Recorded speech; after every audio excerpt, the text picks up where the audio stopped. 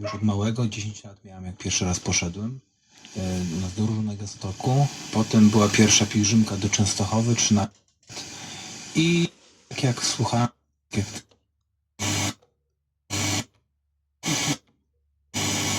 takiego się mówi i się idzie. Do tej pory pielgrzymuję. Do tej pory pielgrzymuję w różne miejsca.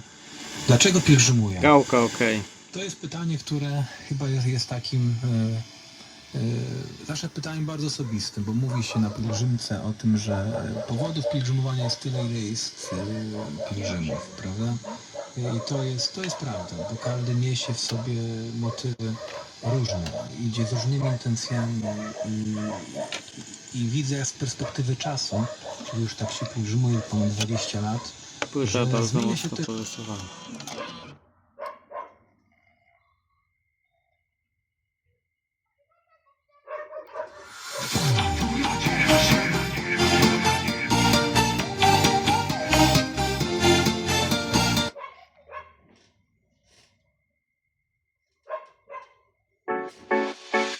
Zawsze marzyłem o takiej dziewczynie. z różnymi, jakimś różnym doświadczeniem.